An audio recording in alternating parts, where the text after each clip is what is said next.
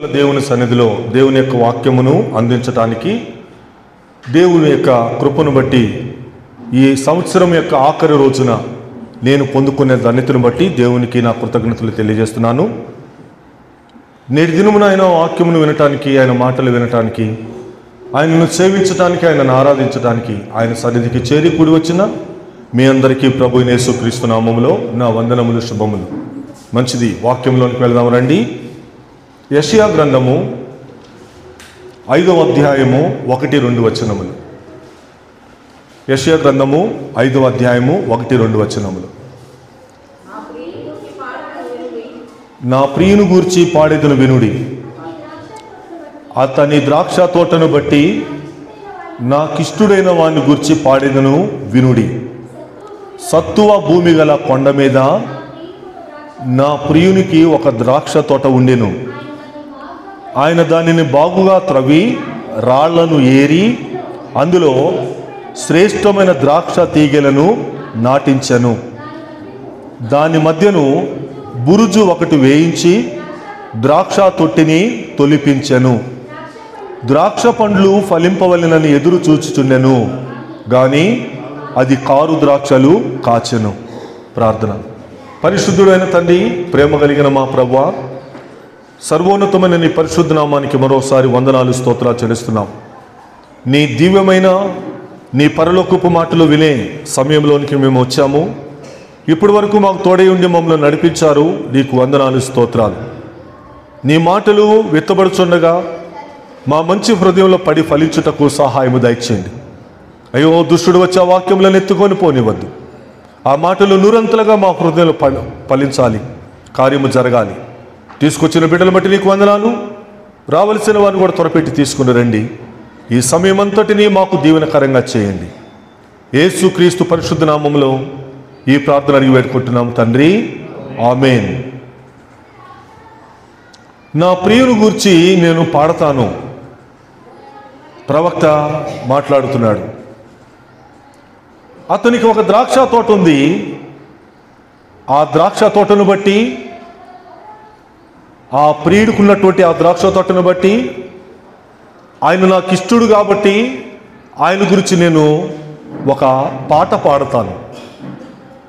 సంతోషముతో ఆ ప్రియుడు గురించి, ఆ ద్రాక్ష తోట గురించి నేను పాడతాను. వినండి. పాటను పాడే ఆ ప్రవక్త యొక్క పాటను ఈరోజు వినమని దేవుడు మనతో కూడా చెప్పుచున్నాడు. ఏమిటి ఆ పాట? ఏమిటి ఆ ప్రియుడు? ఏమిటి ఆ ద్రాక్ష తోట? ఆ ప్రియుడు సత్తువ భూమి గల కొండ మీద ద్రాక్ష తోటను కలిగి ఉన్నాడు. ఆ ప్రియుడికి, ఆ యోగ్యునికి, ఆ అర్హుడికి ఒక ద్రాక్ష తోట ఉంది.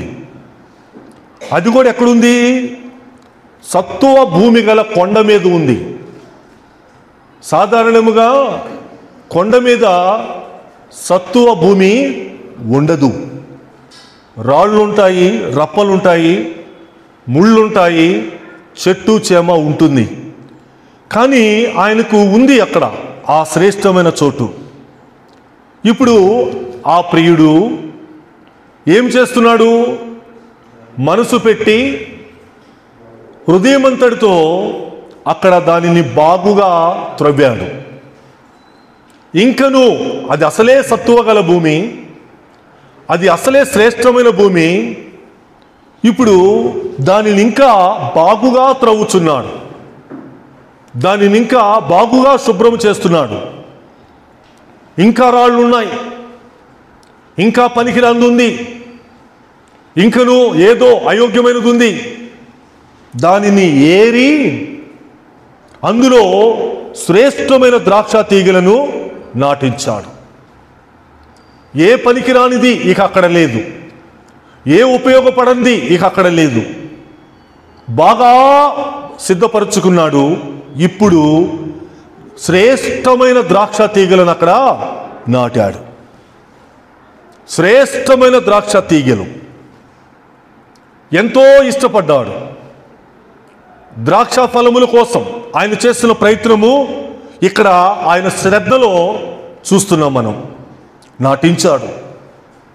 ఆయన చేసిన ఆ పని చాలా ఆసక్తితో కూడింది, ఇష్టముతో కూడింది, మనస్సు పెట్టి ఆ పని అక్కడ ఆయన చేశాడు. ఇప్పుడు దాని మధ్య బురుజు ఒకటి వేశాడు, ద్రాక్ష తొట్టిని కూడా తొలిపించాడు. అంటే దానికి భద్రతనిచ్చాడు, దాని చుట్టూ ఒక ఏర్పాటు చేశాడు. ఏ పశువు వచ్చి దానిని పాడు చేయకుండా, ఏ దుష్టుడు వచ్చి దానిని ముట్టకుండా ప్రత్యేకంగా దానికి ఒక బురుజే వేయించి ఒక తొట్టిని తొలిపించాడు. శ్రేష్టమైన ఆ భూభాగంలోనికి, శ్రేష్టమైన ఆ స్థలములోనికి నీటి పారుదలను ఆయన ఏర్పాటు చేసుకున్నాడు. ఆ కొండ మీద ఆ నీరు ఎలా దొరికిందో ఆ ద్రాక్ష తొట్టిని తొలిపించుకున్నాడు. ఏర్పాట్లన్నీ కూడా బాగా ఆయన చేశాడు. ఎన్ని రోజులు కష్టపడ్డాడో మనకు తెలియదు, దీనికోసం ఎంత శ్రమ పడ్డాడో మనకు తెలియదు, దీనికోసం ఆయన ఎంత చెమట ఓడ్చాడో మనకి తెలియదు. శ్రమ అయితే పడ్డాడు, మనసు అయితే పెట్టి చేశాడు, తన యొక్క ఇష్టం మొత్తాన్ని ఆ కార్యంలో చేశాడు. చాలామందికి గార్డెనింగ్ చాలా ఇష్టం. వారికి ఎన్ని పనులున్నా దాని మీద వారికి ఉండే శ్రద్ధ అంత ప్రత్యేకమైనది, అంత గొప్పది. వారికి అది హాబీ, అది వారికి చాలా ఇష్టం. అక్కడ ఫలములు కావాలి, అక్కడ పంట కావాలి, అక్కడ ఆకులు కావాలి, శ్రేష్టమైనదేదో ఆ యజమాని అక్కడి నుంచి ఆశిస్తాడు. ఇక్కడ కూడా ఆ ప్రియుడు అలాగే చేశాడు. ఇప్పుడు సమయం వచ్చింది, ఆ ద్రాక్ష తీగె ఎదిగింది, అది పెరిగింది, అదంతా అల్లుకుంది. ఇప్పుడు అది ఫలములు ఫలించే కాలం వచ్చింది. ద్రాక్ష పళ్ళు ఫలించాలని ఆయన ఎదురు చూచుచుండెను. ఇంతవరకు బాగుంది. ద్రాక్ష ఫలములు వస్తాయి, ఇక గుత్తులు గుత్తులుగా వస్తాయి. ఆ ఫలములు నేను భుజించాలి, ఆ ఫలములు నేను రుచి చూడాలి, అవసరమైతే నా ఫ్రెండ్స్కి ఇవ్వాలి, నా తెలిసిన వారికి ఇవ్వాలి, దాని శ్రేష్టతను అనేకులతో పంచుకోవాలని ఆ యజమాని, ఆ ప్రియుడు చాలా ఎదురు చూశాడు. అంత చేసిన ఆయన ప్రయత్నమునకు, అంత చూచిన ఆయన ఎదురు చూపుకు అక్కడ వచ్చిన మాట గాని. ఇదే రాకూడదు, జీవితంలో ఇదే రాకూడదు. ఆయన చాలా మంచివాడే, కానీ ఇక్కడే విషయమంతా ఏమైంది? అది కారు ద్రాక్షలు కాసింది. ఏదైతే కాయకూడదో, ఏ ఫలమైతే రాకూడదో అదే ఆ ద్రాక్ష తీగే కాచింది. రెండు రకాలు ఉంటాయి. ఒకటి అసలు ఫలములే లేని చెట్టు, ఫలములే లేని తీగ ఉంటుంది, గొడ్డుపోయినట్టుగా ఉంటుంది. మరొకటి ఒకవేళ కాచిన చేదు కారు ద్రాక్షలు దానికి ఉంటాయి. ఇక్కడ ఇది ఫలములు లేనటువంటి తీగ కాదు, కానీ ఫలం ఉంది దీనికి. కానీ ఆ తీగకొచ్చిన గుత్తులు, ఆ తీగకొచ్చిన ఫలములు కారు ద్రాక్షలు. ఒక్క పండును కూడా తీసుకొని నోట్లో పెట్టుకోలేని పరిస్థితి, రుచి చూడలేని పరిస్థితి. అంటే తన ప్రయత్నం అంతా కూడా బూడిదలో పోసిన పన్నీరయ్యింది, ఒక వ్యర్థ ప్రయత్నం అయ్యింది. కొండ మీదకి వెళ్ళాడు, సత్తువగల భూమి ఉంది, దానిని బాగు చేశాడు, ఎంతో మనసు పెట్టాడు, శ్రద్ధ పెట్టాడు, తీగ నాటాడు, ఎంతో సంతోషముగా చేశాడు ఆ పని. ఆ ఆనందాన్ని ఎంతో మందికి పంచుకోవాలనుకున్నాడు. అది అతని ఎదురు చూపుకి తీవ్రమైన నష్టాన్ని కలుగజేసింది. కారు ద్రాక్షలు కాసింది. ప్రియమైన దేవుని ప్రజలారా, ఈ వాక్యం యొక్క వెలుగులో ఈ సంవత్సరం యొక్క ఆఖరి పునరుద్ధాన దినములో మనం ఉన్నాం.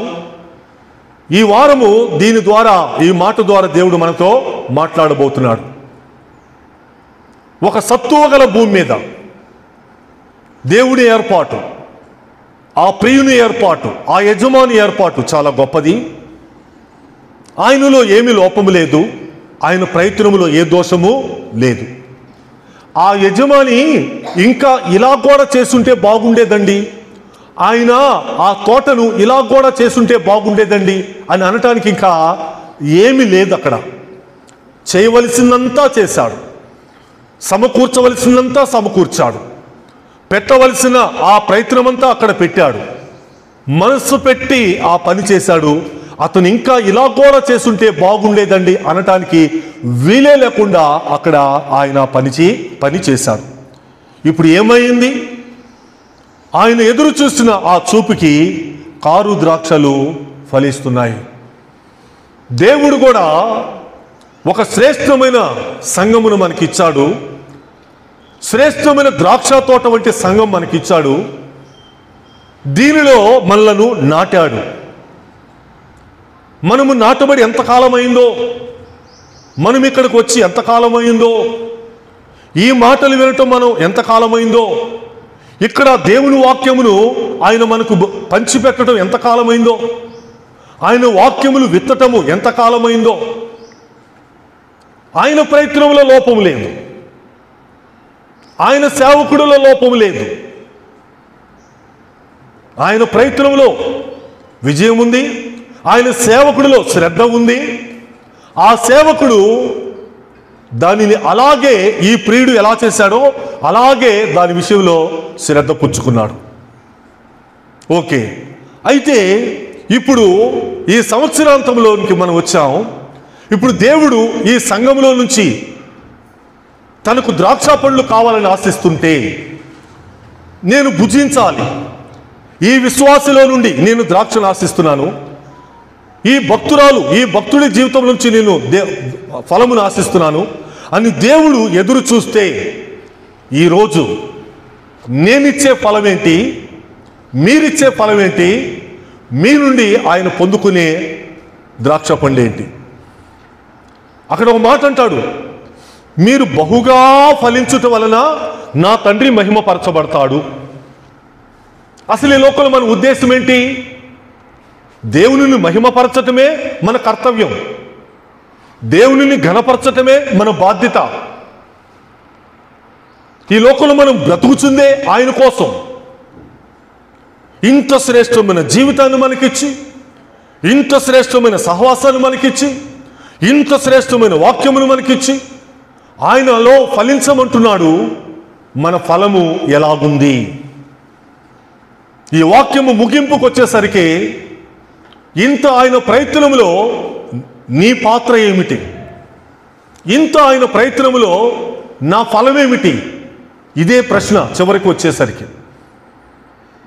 నీ నుండి ఫలం ఆశిస్తున్నాడు, గొప్పగా చెప్పుకోవాలనుకుంటున్నాడు. నా తోటండి, నా ద్రాక్ష తీగలండి వీరి నుండి నేను ఫలములు ఆశిస్తున్నానండి అని దేవుడు చెప్పుకోవాలనుకుంటున్నాడు యజమానులాగా. అలా చెప్పుకోవాలనుకున్న ఆయన ఆశకి నీవేమైనా సంతోషాన్ని పంచగలగావా? నీవేమైనా ప్రభువా ఇదిగో ఈ సంవత్సరం ఈ ఫలము నేను ఫలించాను, ఇంత శ్రేష్టమైన తోటలో నన్ను నాటావు, ప్రతివారం ఇక్కడ వాక్యమే చెప్పబడింది, ప్రతివారం ఇక్కడ వాక్యమే విత్తబడింది, ప్రతివారం ఇక్కడ శ్రేష్టమైన మాటలు అందించబడ్డాయి. ఈ మాటల యొక్క పరిస్థితిలో ద్రాక్షవల్లి ఆయన తీగలం మనం, ద్రాక్షవల్లి సంఘం తీగలం మనం. ఈ సంఘంలో నాటబడిన తర్వాత మన తీగలకు కాసే ద్రాక్ష ఫలములు ఎలా ఉన్నాయి, మనం ఫలించే ఆ ద్రాక్ష ఫలములు ఎలాగున్నాయి? అదే చెప్పాడు కదా యోహాను సువార్త 15:1-8 యోహాను, నేను నిజమైన ద్రాక్షవల్లిని, నా తండ్రి వ్యవసాయకుడు.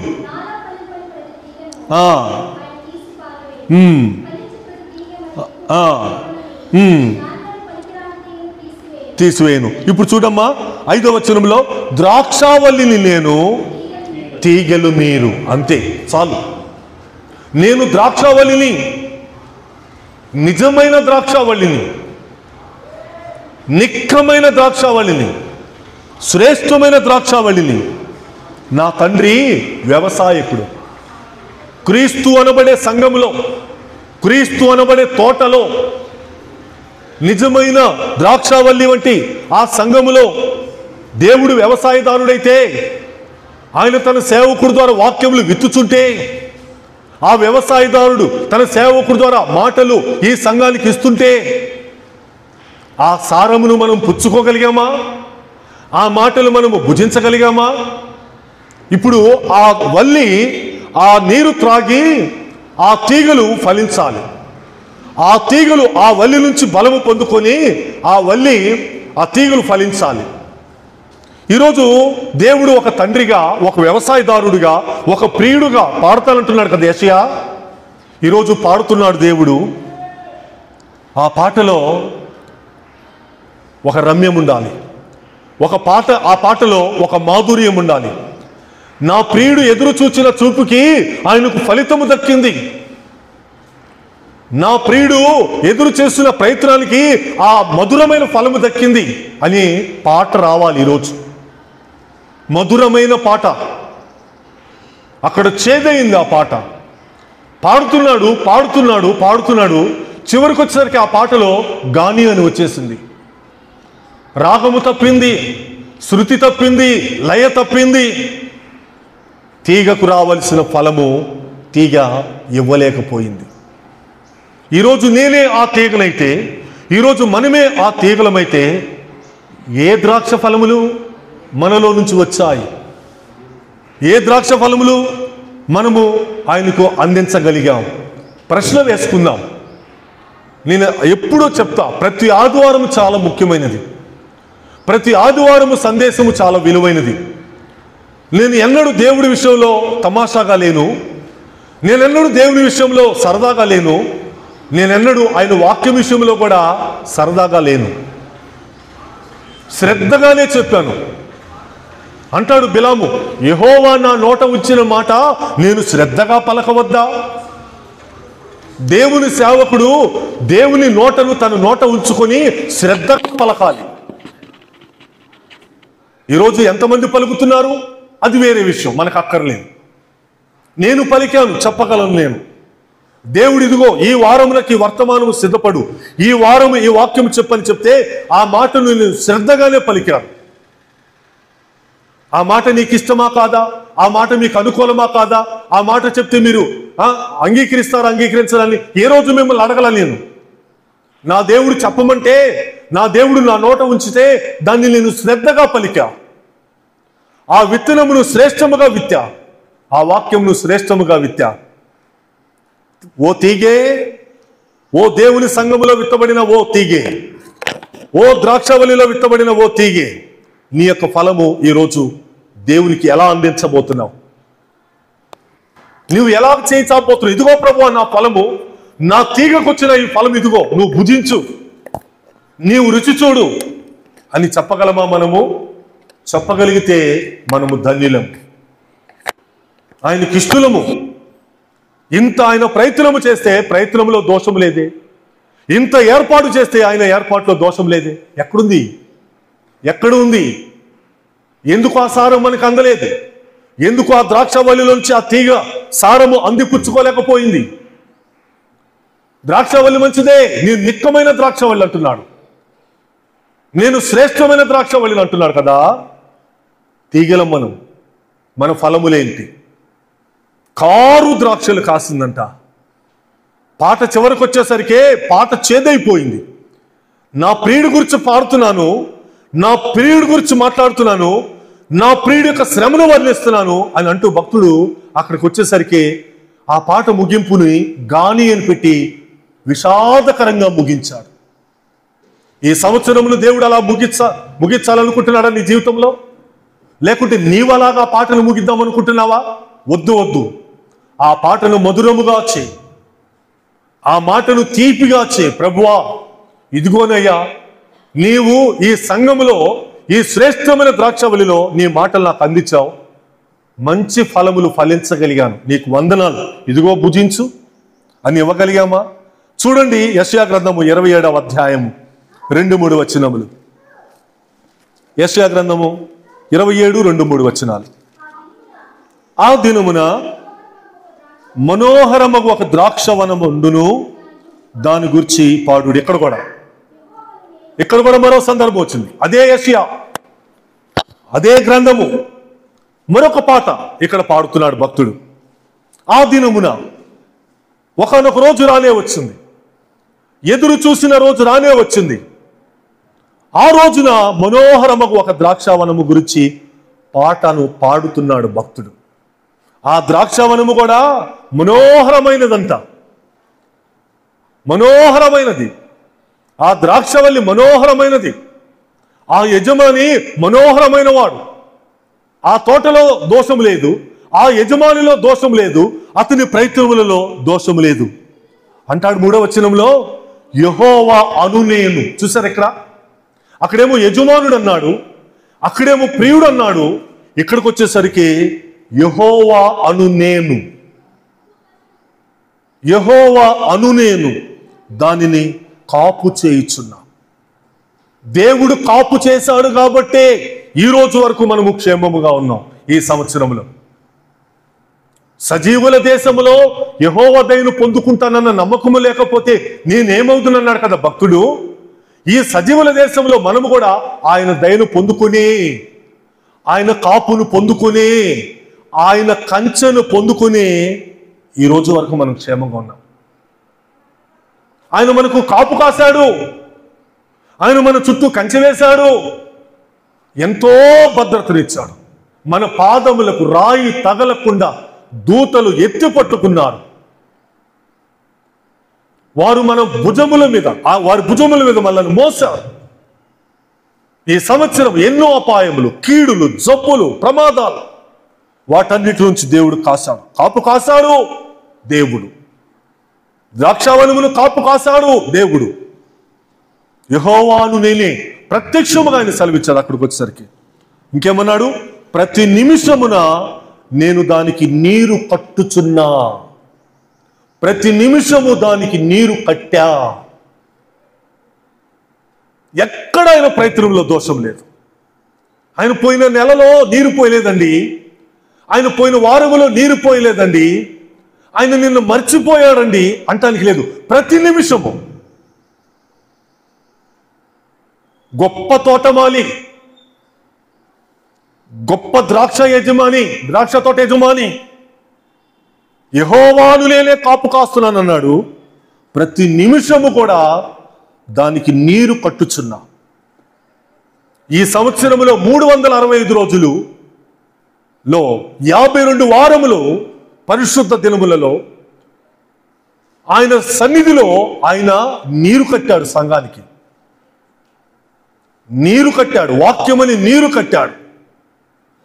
నువ్వు ఎక్కడ ఎండిపోతావో, నువ్వు ఎక్కడ నీ యొక్క సౌందర్యాన్ని కోల్పోతావో, నీ యొక్క సొగసును కోల్పోతావో, మొక్కకి నీరు అందితే చూడండి ఎంత కలకలాడుతుందో.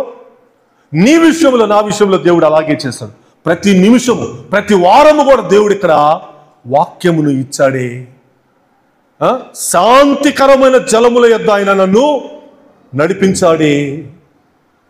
ప్రతి వారము శాంతికరమైన జలములు, పచ్చిక గల చోట్ల ఆయన నన్ను పరుండ చేశాడే. పచ్చిక, ఆయన వాక్యము పచ్చిక, ఆయన మాటలు పచ్చిక. ఇక్కడ ఏది తక్కువ చేయలే. ఆయన తన సేవకుడి ద్వారా ఆయన ప్రతి ప్రయత్నమును ఘనముగానే చేశాడు. ఆ తోటకు, ఆ యొక్క సంఘమునకు శ్రేష్టమైన నీటిని అందించాడు. ఇంకేమన్నాడు తెలుసా? ఎవడును దాని మీదకి రాకుండానట్లు. ఎవడు కూడా వస్తారు, కొంతమంది ఏదో చేయాలనుకుంటారు, వనమును పాడు చేయాలని, ద్రాక్ష తోటను పాడు చేయాలని, ద్రాక్షావళిని పాడు చేయాలని. కొన్ని పశువులు మొక్కలను పాడు చేస్తాయి కదా, వాటికి కంచె వేస్తారు. దేవుడు అలాగా కాపాడాడు. చూడండి, నా మాట కాదు, దేవుని యొక్క వాక్యము. ఎవడునూ దాని మీదకి రాకుండానట్లు. సంఘము పచ్చగా ఉంటే, సంఘము మధురముగా ఉంటే, సంఘము రమ్యముగా ఉంటే, సంఘము చక్కగా అభివృద్ధి చెందుతూ ఉంటే సాతాను చూడలేడు. ఎవరినో ఏర్పరచుకుంటాడు, ఎవరినో గిచ్చుతాడు, ఎవరినో గిలుతాడు, సంఘమును పాడు చేయాలని చూస్తాడు. ఎవడు కూడా దాని మీదకి రాకుండా దివారాత్రము దానిని నేను కాపాడుచున్నాను. ఇక్కడ రాయబడిన మాట, దివారాత్రము దాన్ని నేను కాపాడా. ఈ సంఘమును దివారాత్రము దేవుడు కాపాడాడు. ఈ సంవత్సరం ఈ ద్రాక్ష తోటను దివారాత్రము కాపాడాడు దేవుడు. ఈ సంవత్సరం దుష్టుడు రాకుండా, దుష్టుని క్రియలు జరగకుండా, అపవాది క్రియలను లయము చేసి దేవుడు ఆ తోటకు అంత ప్రాముఖ్యతనిచ్చాడు. మీకు అర్థమవుతుందా? మీకు తెలుస్తుందా? ఆ తోటకు ఆయన పెట్టిన శ్రద్ధ, ఆ తోట విషయంలో ఆయన పెట్టిన మనసు మీకు అర్థమవుతుందా? ఈ వచనమును ఇంటికి వెళ్ళి ధ్యానం చేయండి కావాలంటే. మళ్ళా శ్రేష్టమైన మాట, శ్రేష్టమైన వచనం. నేనే దానికి కాపుగా కాస్తున్నా, ప్రతి నిమిషము దానికి నీరు కట్టా, ఎవడు కూడా దాని మీదకి రాకుండా నేను చేశా. దివారాత్రము, ఇందాక మనం పాడే కదా, దివారాత్రములు కంటి పాపవలే మమ్మలను కాచిన దేవుడు. ఏ రోజు శత్రువు మన మీదకి రాకుండా, ఏ రోజు ఏ అపాయం రాకుండా ఆయన మనల్ని భద్రపరిచిన విధానం. మరి ఎక్కడ లోపముంది? ఇంత ఆయన ఏర్పాటులో ఎక్కడ లోపముంది? కారు ద్రాక్షలు కాయటానికి కారణం ఏంటి? ఓ తీగే, నీవెందుకు కారు ద్రాక్షలు కాయగలుగుతున్నావు? ఎక్కడ తేడా ఉంది? ద్రాక్ష తోట యజమానుల్లో తేడా లేదే, ఆ ప్రియుల్లో తేడా లేదే. ఆ మాటకు వస్తే యెహోవాను నేనే అన్నాడు. ఇక్కడ ఆయనలో తేడా లేదే, ఆయన సేవకుడిలో కూడా తేడా లేదే. ఎక్కడ వస్తుంది తేడా? మన ముందే ఆయనను మహిమపరచటానికి కదా. మన ఫలములు అనేకులు భుజించాలి కదా. ప్రియమైన దేవుని ప్రజలారా, లోపమును సరిచూసుకుందాం, లోపమును చక్కదిద్దుకుందాం. వచ్చే సంవత్సరం ఎలా ఉంటుందో మనకు తెలియదు. అసలు ఆ తోటలో మనం ఒల్లిగా ఉంచుతాడో తెలియదు. తీగలాగా ఇచ్చిన అవకాశాన్ని ఎంతవరకు సద్వినియోగం చేసుకున్నాం? ఇన్ని ప్రయత్నాలు ఆయన మన విషయంలో చేశాడే, ఇంత ఏర్పాటు ఆయన మన విషయంలో చేశాడే. మధురమైన ఫలములు, శ్రేష్టమైన ఫలములు ఆయన ఆశిస్తున్నాడు. ఈ వాక్యం యొక్క వెలుగులో పరిశోధన చేసుకుందామండి. విని ఊరికే వెళ్ళిపోవటం కాదు. అక్కడెక్కడో ప్రజలు కూర్చొని వింటారు వెళ్ళిపోతారు, అది కాదు ఈ మందిరం. విని వంట పట్టించుకోవాలి, విని దానిని లోపల దాచుకోవాలి, విని దాని సారమును బట్టి మనము ఫలించాలి. ఒక ఆదివారం యొక్క విలువ చాలా గొప్పది. నేను ఎన్నోసార్లు చెప్పా మాట, ఇప్పటికీ కొంతమందికి అర్థం కావట్లేదు. ఎప్పుడు అర్థమైద్దో, వాళ్ళు ఎప్పటికీ అర్థం చేసుకుంటారో. ఒక ఆదివారం ఒక వాక్యం మిస్ అయితే, ఒక ఆదివారము దేవుని యొక్క మాటలు మిస్ అయితే, ఒక ఆదివారము ఆ నీరు ఆ యొక్క ద్రాక్ష తీగకు అందకపోతే ఆ తీగ ఎండిపోతుంది, ఆ తీగ నిర్జీవమైపోతుంది, ఆ తీగ తన సొగసును కోల్పోతుంది. ఆదివారము యొక్క విలువ, మందిరము యొక్క విలువ, దేవుని యొక్క తోట యొక్క విలువ, ఆ తోట యజమాని యొక్క విలువ, ఆ యజమానుడు చేసే ప్రయత్నం యొక్క విలువ ఇప్పటికీ కొంతమందికి అర్థం కావట్లేదు. ఏమవుతారో, ఏమి మూటగట్టుకుంటారో, రేపు దేవుని ఎదుట ఎలా నిలబడతారో. నా పాత్ర అయితే నేను పోషిస్తున్నా. ఏ రోజు కూడా నేను గుండె మీద చేసుకుని చెప్తా. విజయ్ కుమార్, ఈ 365 రోజులలో 52 వారాల్లో నువ్వు ఏం వాక్యం చెప్పావంటే నా దగ్గర జవాబు ఉంది. సరదాగా ఏ రోజు చెప్పలా, తమాషాగా ఏ రోజు చెప్పలా. అబద్ధ ప్రవక్తలు కట్టుకథలు చెప్తారే, కల్పనా వాక్యాలు, అలా నేను ఎప్పుడు చెప్పలా. మనసు పెట్టి చెప్పా. ఆ చెప్పేదానికోసం 6 రోజులు ప్రార్థన చేశాను. ఆ చెప్పిన దాని తర్వాత 6 రోజులు ప్రార్థన చేశాను. ఒకళ్ళు ఇతరులకు బోధించిన తర్వాత నేను భ్రష్టుడిని అయిపోతానేమో. నా భయం అది, నా ఆస్తి అది, నా సంపద అది.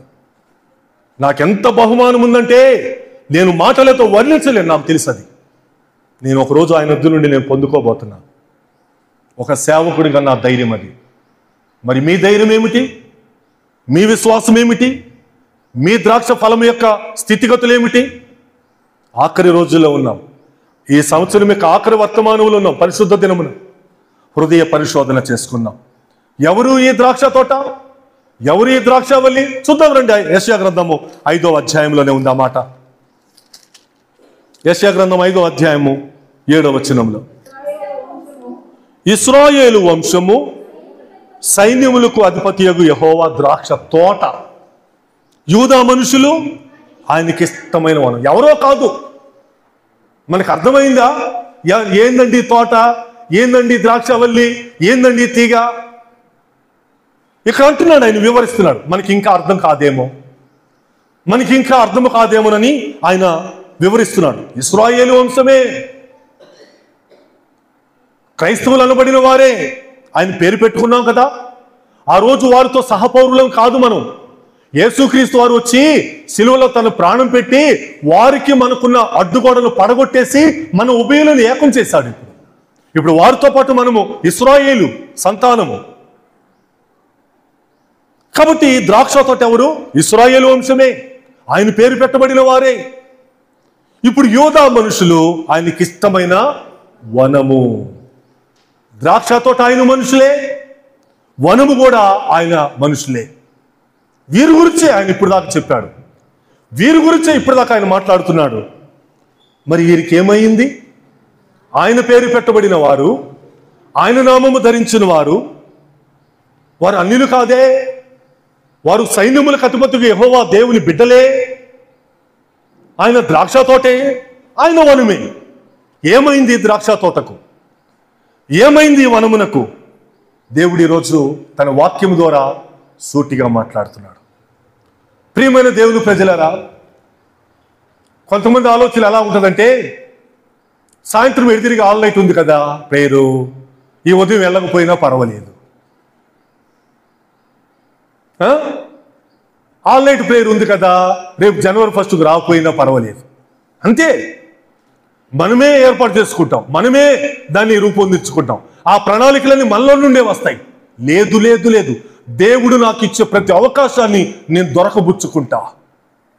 దేవుడు ప్రతి నిమిషము నీరు కట్టుచున్నాడు కదా, ప్రతి పూట నాకు నీరు దొరికిద్ది, నా తోటకు, నా ద్రాక్షవల్లికి నీరు దొరికిద్దని ఎంతమంది ఆరాటపడి వస్తున్నారు. ఇంకొక అవకాశం ఉందిలే అప్పుడు వద్దాం, ఇంకొక సమయం ఉందిలే అప్పుడు వద్దాం. దేవుని ప్రజలారా, వాక్యమును అర్థం చేసుకోండి. దేవుని యొక్క ప్రేమను అర్థం చేసుకోండి. ఆయన ప్రయత్నమును నిజముగా మీరు సఫలమే చేస్తారో విఫలమే చేస్తారో అది మీ ఇష్టం. మీరు శ్రేష్టమైన ద్రాక్ష ఫలములే ఫలిస్తారో కారు ద్రాక్షలే ఫలిస్తారో అది మీ ఇష్టం కూడా. ద్వితీయోపదేశ కాండంలో ఆయన ఏమన్నాడో చూద్దాం రండి. 32వ అధ్యాయము 32వ వచనం. ద్వితీయోపదేశ కాండము 32వ అధ్యాయము 32వ వచనం. వారి ద్రాక్ష వల్లి సొదొమ ద్రాక్ష వల్లి, అది గొమొర్రా పొలములో పుట్టినది. ఇప్పుడు వారి ద్రాక్ష పండ్లు పిచ్చి ద్రాక్ష పండ్లు. అది దీనికి అర్థం ఉంది, దీనికి న్యాయం ఉంది. ఇది న్యాయసమ్మతమే. ఎలాగా? వారి ద్రాక్షావల్లి సొదొమ ద్రాక్షావల్లి. అది నిక్కమైన ద్రాక్షావల్లి కాదు, శ్రేష్టమైన ద్రాక్షావల్లి కాదు. ఆ ప్రియుడు బాగు చేశాడే సత్తువ గల భూమి కలిగిన ద్రాక్ష తోట కాదది. సొదొమ. సొదొమ అంటే ఏంటి? నాశనము. సొదొమ అంటే ఏంటి? శపించబడినది. సొదొమ అంటే ఏంటి? దేవుని యొక్క ఉగ్రతకు గురి అయినది. భ్రష్టత్వమునకు మారు పేరు సొదొమ. కాబట్టి ఇప్పుడు వారి ద్రాక్షావల్లే సొదొమ ద్రాక్షావల్లి. ఇప్పుడు దానిలో నుంచి మంచిది ఆశించలేం కదా. ఆ సొదొమ ద్రాక్షలో నుంచి, వల్లిలో నుంచి మంచి ద్రాక్షలు రావు కదా. ఇక్కడ అదే వాక్యం సెలవిచ్చింది. ఇది న్యాయమే. వారి ద్రాక్ష పళ్ళు పిచ్చివి, పిచ్చియే వస్తాయి. సొదొమ ద్రాక్షావల్లికి మంచి ద్రాక్షావల్లి రాదే. ఇశ్రాయేలు ద్రాక్ష తోటకు మరి ఎందుకు వస్తున్నాయి? యూదావనానికి ఎందుకు వస్తున్నాయి ఈ పిచ్చి పండ్లు, ఈ కారు ద్రాక్షలు ఎందుకు వచ్చాయి? ద్రాక్షావల్లిలో అక్కడ లోపం ఉంది, సొదొమది. పిచ్చియే వస్తాయి, చేదుయే వస్తాయి, రాకూడనివే వస్తాయి. అది గొమొర్రా పొలములో పుట్టింది. ఎందుకంటే అక్కడ ఆ చోటే శాపగ్రస్తమైనది. అక్కడ విత్తబడిన విత్తనమే పిచ్చిది. అక్కడ ద్రాక్ష వల్లే చేదైనది, అపవిత్రమైనది, పనికిరానిది. సహజమే అక్కడ అలా వస్తాయి. మరి ఇక్కడ ఎందుకు వస్తాయి ఇలాగా? ఇక్కడ రావటానికి కారణం ఏంటి? ఇదేమి సొదమ ద్రాక్షవల్లి కాదే, మన సంఘము సొదమ ద్రాక్షవల్లి కాదే. కొన్ని సంఘాలు ఉన్నాయి, అవి మనకు అనవసరం. కొన్ని మందిరాలు ఉన్నాయి, అవి మనకు అనవసరం. కొంతమంది ఉన్నారు, అవి మనకు అనవసరం. మందది కాదే. గొప్పగా చెప్పొచ్చే ఆ మాట, గొప్పగా పలకొచ్చే ఆ మాట. అది గొమొర్రా పొలములో పుట్టిందే శాపగ్రస్తమైన చోటు. ఆ పొలమే శాపగ్రస్తమైనది, శపితమైనది. కాబట్టి ఇప్పుడు వారి ద్రాక్ష పండ్లు పిచ్చి ద్రాక్ష పండ్లు. ఈరోజు నా ద్రాక్ష పండు ఎలాగుంది?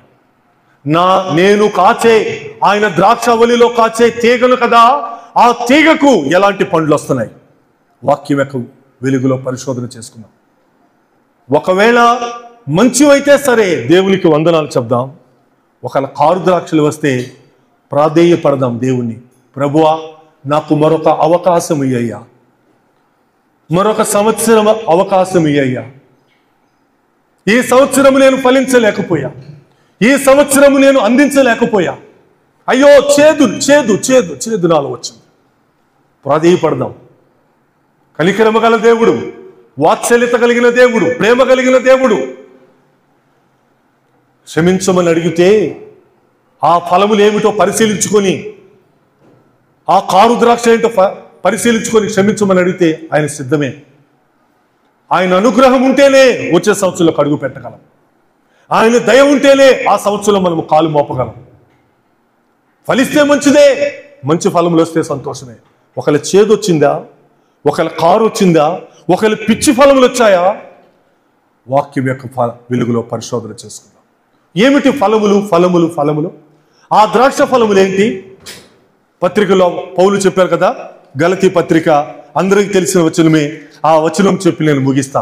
ఎంతవరకు ఫలిస్తున్నాం ఆ ఫలములు? గలతీ పత్రిక 5వ అధ్యాయం 22వ వచనం. అయితే ఆత్మ ఫలములు ఏమనగా, ఆ ఫలములు ఇక్కడ ఉన్నాయి. 9 ఫలములు, 9 శ్రేష్టమైన ఫలములు ఆ గుత్తికి ఉన్నాయి. ఆ ద్రాక్షవల్లిలో ఆ తీగకు 9 ఫలములు ఉన్నాయి. ఆ ఫలములు. ఆ ఫలములు ఫలించగలిగామా? ప్రేమ, ప్రేమ. ఆ ప్రేమను దేవుడు నీలో చూడగలిగాడా? ఆ ప్రేమను. మానవ ప్రేమ కపటమైనది, మానవ ప్రేమ కలుషితమైనది, మానవ ప్రేమ అపవిత్రమైనది. కానీ దేవుని ప్రేమ మనకు ఉండాలండి. అది అందరినీ సమానంగా చూస్తుంది, అది అందరినీ ఒకేలాగా ప్రేమిస్తుంది. ఆ ప్రేమ ఫలం మనం ఫలించాలి. నచ్చిన వారి ఎడల ఒకలాగా, నచ్చని వారి ఎడల ఒకలాగా, ఇష్టమైన వారి ఎడల ఒకలాగా, ఇష్టము కాని వారి ఎడల ఒకలాగా, అనుకూలమైన వారి ఎడల ఒకలాగా, అనుకూలము కాని వారి ఎడల ఒకలాగా. ప్రేమ ఫలించామా? ఇదిగో ప్రభువా, ఈ ప్రేమను నేను ఈ సంవత్సరం సంపాదించుకున్నా, ఈ ప్రేమను నేను పంచా, ఈ ప్రేమతో నీ వాక్యమును చెప్పా, ఈ ప్రేమతో నీ సువార్తను బోధించా, ఈ ప్రేమను నా విరోధులు అనబడిన వారు, నా శత్రువులు అనబడిన వారు, నాకు గిట్టని వారు కూడా పంచాను అని ఆ ఫలము నువ్వు ఆయన చేతిలో పెట్టగలవా? సంతోషం, సంతోషం. మరలా చెప్పుదును ఆనందించండి, ప్రభువునందు ఆనందించండి. మరలా చెప్పుదును ఆనందించండి అంటే ఆనందించడమే చేతకాట్లా, మనకి సంతోషించడమే చేతకాట్లా. హబక్కులాగా నేను ఏమీ లేకపోయినా నా దేవుని యందు ఆనందిస్తాను, నా దేవుని యందు సంతోషిస్తానన్నా అనే పరిస్థితి ఈరోజు మనకి ఎంతమందికి ఉంది? ప్రభువా, ఈ సంవత్సరంలో నేను ఎన్నిటినో ఆశించాను, నేను ఎన్నిటి కోసమో ఎదురు చూశాను, అనుకున్నవి జరగలేదయ్యా, అయినా నేను సంతోషిస్తా అని నువ్వు అనగలిగావా? ఆ ఫలము నువ్వు దేవునికి ఇవ్వగలిగావా? ఎదుగోనయ్యా, నీ ఉంటే నాకు సంతోషం, నీ ఉంటే నాకు చాలు, సంతోషం. తర్వాత సమాధానం. సఖ్యమైతే సమస్త మనుషులతో సమాధానంగా ఉండమన్నాడే. ఎంతమంది మనుషులతో సమాధానంగా ఉన్నాం ఈరోజు? ఈ సంవత్సరంలో ఎవరెవరితో మనం సమాధానంగా ఉండగలిగాం? పొరుగు వారితో సమాధానం ఉండదు, ఇంటిలో వారితో సమాధానం ఉండదు, ఆఫీసులో వారితో సమాధానం ఉండదు. సమాధానం, ఆ సమాధానమును ప్రజలు నీలో చూడాలా. శక్యమైతే సమస్త మనుషులతో సమాధానం అంటున్నాడు. తర్వాత దీర్ఘశాంతము. ఆయన దీర్ఘశాంతము చాలా గొప్పది. ఏ ఒక్క పాపి కూడా నశించి నరకంలోకి పోకూడదని ఆయన దీర్ఘశాంతం వహిస్తున్నాడు మన ఎడల. ఆ దీర్ఘశాంతం మనకుందా? ఈ లోకం అంటది కదా, భూదేవంత సహనం అండి. కానీ మనం చెప్పగలగాలి, నా దేవుడు అంత దీర్ఘశాంతం నాకుంది. అది ఆయన ఫలము. ఎన్నో పరిస్థితులు మనల్ని ఇబ్బందులు పాలు చేస్తాయి, ఎన్నో పరిస్థితులు మనల్ని కృంగదీస్తూ ఉంటాయి, ఎన్నో పరిస్థితులు మనల్ని అనగదొక్కటానికి ప్రయత్నం చేస్తుంటాయి. దీర్ఘశాంతమును మనం కలిగి ఉండగలిగామా? దేవునికి ఆ ఫలము ఫలించగలిగామా? తర్వాత దయాళుత్వము. ఎంతమందికి చేయి చాచాము? ఈ సంవత్సరంలో మన దయను ఎంతమందికి చూపెట్టగలిగాం? దేవుడు మనకు దయ చూపెట్టాడు, ఆ దయను మనము కూడా ఇతరులకు చూపెట్టగలిగామా? ఆయనైతే మన ఎలా దయ చూపాలా, మనమైతే వేరే వాళ్ళ ఎలా దయ చూపకూడదు. ఇది ఎక్కడ న్యాయం? ఏమిటి మన ఫలము ఫలిద్దామండి. మన దయను చూపిద్దాం, మన చేతిని చాద్దాం, లేని వారికి ఇద్దాం. అదే క్రైస్తవ్యం. తర్వాత అంటున్నాడు మంచితనం. లోకానుసారమైన మంచితనం వద్దు. అది ఎలా ఉంటుందంటే, నీ ముందు ఒకలాగుంటుంది, నువ్వు అలా దాటిపోయాక ఇంకోలా ఉంటుంది. నీ ముందు ఒకలాగా మాట్లాడతాడు, ఆ మంచితనం గురించి దాటి వెళ్ళాక ఇంకోలా మాట్లాడతాడు. అది బహు చెడ్డది, అది వద్దు. నీ శత్రువు కూడా నీ మంచితనం గురించి మాట్లాడాలా, నీ పొరుగు వాడు కూడా నీ మంచితనం గురించి మాట్లాడాలా. అది మంచితనం. ఆ ఫలము దేవునికి ఇవ్వగలిగామా? ప్రభువా, ఇదిగోనయ్యా, ఈ సంవత్సరము ఈ మంచితనాన్ని నేను ఈ లోకానికి చూపించగలిగా. ఫలములండి, ఫలములు. మీరు బహుగా ఫలిస్తే నా తండ్రి మహిమపరచబడతాడు. నా గురి ఏమై ఉండాలంటే, నా కోరిక ఏమై ఉండాలంటే, నా ఆశ ఏమై ఉండాలంటే, ప్రభువా, నేను బ్రతుకుట క్రీస్తే, చావైతే నాకు లాభం. ఈ లోకంలో బ్రతికినంత కాలం నీ కోసం అలా బ్రతుకుతానయ్యా. ఈ ఫలములు నీ కొరకు నేను ఫలిస్తాను. అనేకులు రుచి చూడాలా, ఆ ఫలములు నువ్వు చూడాలా. అవి కారువో మంచివో ప్రజలు కూడా రుచి చూసి, ఆ దేవుడు మాకు కూడా కావాలని చెప్పాలి. వారు ఆ దేవుడు మాకు కూడా కావాలి. ఆ గొప్ప దేవుడు, ఆ యజమాని, ఆ ద్రాక్ష తోట యజమాని, ఆ ద్రాక్షవల్లి, ఆ సంఘం మాకు కూడా కావాలి. చూపించగలుగుతున్నామా? తర్వాత ఏమండి? విశ్వాసం. ఎంత వెనకబడిపోతామో దీనిలో. ప్రార్థన చేస్తామో, జరిగిద్దో జరగదో డౌటు. అడుగుతామో, దేవుడు ఇస్తాడో ఎవడో పెద్ద డౌటు. ఉపవాసాలు ఉంటామో, అమ్మో అయ్యిద్దో అవదో, ఒకటే అనుమానం. విశ్వాసం. నేతి బీరకాయలో నెయ్యి ఎంత ఉండదో, ఈరోజు విశ్వాసుల్లో కూడా విశ్వాసం లేదు. ఎన్నోసార్లు తన శిష్యులని యేసయ్య గద్దించాడు, అల్ప విశ్వాసులారా. సో మన విశ్వాసమును బాగు చేసుకున్నాం, మెరుగుపరుచుకున్నాం. నా దేవుడు నాకు ఏమైనా చేయటం సమర్థుడు. ఆయన నాకు ఇచ్చినా ఇవ్వకపోయినా నేను మాత్రం ఆయన మీద నా గురిని పోగొట్టుకోను. ఈ సంవత్సరం ఇవ్వకపోతే వచ్చే సంవత్సరం ఇస్తాడు. ఈ నెల ఇవ్వకపోతే వచ్చే నెలలో ఇస్తాడు నాకు. విశ్వాసం. ఇంకేమండి? సాత్వికము. నేను సాత్వికుడను, నా యొద్ద మీరు నేర్చుకోమంటున్నాడు. మన దేవుడు ఎవరు? సాత్వికుడు. ఆ సాత్వికం మనలో చూడగలుగుతున్నామా? కొంతమంది పేర్లు కూడా పెట్టుకుంటారు, సాత్విక్. మరి సాత్వికము ప్రజలు మనలో చూడాలి. ఆ సాత్వికాన్ని మనము దేవుడికి చూపెట్టగలగాలి. సాత్వికము ఒక ఫలము. అతను సాత్వికుడండి. అతడు ఎంత ఉన్నతి కలిగిన వాడైనా, ఎంత సంపద కలిగిన వాడైనా, ఎంత ఐశ్వర్యవంతుడైనా ఆయన సాత్వికుడండి. సాత్వికము. ఎందుకంటే దేవుని బట్టి అతను ఎప్పుడు హెచ్చడు, ఏ రోజున లేకపోయినా పాతాళంలోకి వెళ్ళిపోయాడు. సాత్వికంగా ఉంటాడు, అందరి ఎడల ఆ మనసు కలిగి ఉంటాడు. తర్వాత ఆశానిగ్రహం. ఏదో ఒక రోజున నా కోసం యేసయ్య వస్తాడు, ఏదో రోజున కష్టాలు నా తీరుస్తాడు, ఎప్పుడు నాకు ఇవి ఉండవు, ఒకరోజు ఆయన నాకు తీర్చబోతున్నాడు అని అట్టి ఆశానిగ్రహముతో దేవుని వల్ల మనం బ్రతకగలిగామా? ప్రభువా, దీని గురించి ప్రార్థన చేశానయ్యా, నీకు నచ్చినప్పుడు ఇస్తావు, ఆ నచ్చిన రోజు కోసం, నువ్వు ఇచ్చే రోజు కోసం నేను ఆశతో నిగ్రహముతో చూస్తాను అని మనం ఎప్పుడైనా అడిగామా? లేదు. ఈ వారం ప్రార్థన చేస్తే ఈ వారం ఇచ్చేయాల్సిందే, ఈ నెలలో ప్రార్థన చేస్తే ఈ నెలలో ఇచ్చేయాల్సిందే, ఈ సంవత్సరం అడిగామంటే ఈ సంవత్సరం చచ్చినట్టు ఆయన దిగొచ్చి ఇవ్వాల్సిందే. ఆశా నిగ్రహం, అది ఓర్పుతో, అది సహనముతో దేవుడు చేయబోయే కార్యముల కోసం ఎదురు చూస్తుంది. ఈ సంవత్సరం నేను అనుకున్నాను ప్రభువా, ఆశతో ఎదురు చూశానయ్యా, జరగలేదు. నీ గొప్పతనం ఏంటో తెలుసు, నీ దైవత్వం ఏంటో నాకు తెలుసు. ఇంకో కాలం ఉంది నా ఎదుట, ఇంకో సంవత్సరం ఉంది నా ఎదుట, ఆశగా ఎదురు చూస్తా. ఆశా నిగ్రహం శ్రేష్టమైన ఫలం 9. ఒకటైనా ఫలించామా? రెండైనా ఫలించామా? మూడైనా ఫలించామా? కొన్నైనా ఫలించామా? అసలు అన్నీ ఫలించగలిగితే ఎంత బాగుందో. ఆశపడదాము, ప్రభువా ఇంత ఏర్పాటు నువ్వు నా కోసం చేస్తావు ఈ సంవత్సరంలో. వాక్యం యొక్క వెలుగులో ఆ ఫలములు ఎన్ని ఫలించాము? ఏ ఫలములు మన నుండి వచ్చాయి? ఏ ఫలములు ఆయన చూస్తున్నాడు? చేదా, కారా? ఆయన వాక్యం యొక్క వెలుగులో పరీక్ష చేసుకుందాం. ప్రభువా, నూతన సంవత్సరంలో నీ కొరకు మాత్రమే ఆ ఫలములు ఫలించాలి. నా తండ్రిని మహిమపరచాలి లోకంలో. ఆ ఫలములు ఫలించడానికి నాకు సహాయం చేయవా. ఆ చేదు తీసేయ్యా, ఆ పిచ్చి పళ్ళు తీసేయ్యా, ఆ చెడు తీసేయ్యా. నీ మాధుర్యాన్ని నాలో నింపువా. ఆయనలో నేను తప్పు లేదు, నేను మరలా చెప్తున్నా. ఆయన తోటలో తప్పు లేదు, ఆయన ప్రయత్నంలో తప్పు లేదు, ఆయన కాపు కాచిన దానిలో తప్పు లేదు, ఏ దుష్టుడు రాకుండా చేయటంలో తప్పు లేదు, ప్రతి నిమిషము కాపు కాసే విషయంలో తప్పు లేదు, దివారాత్రము దాన్ని కాపాడే విషయంలో తప్పు లేదు. తప్పు ఎక్కడో ఉంది. ఆ ద్రాక్ష తీగే కారు ద్రాక్షలు ఫలించు.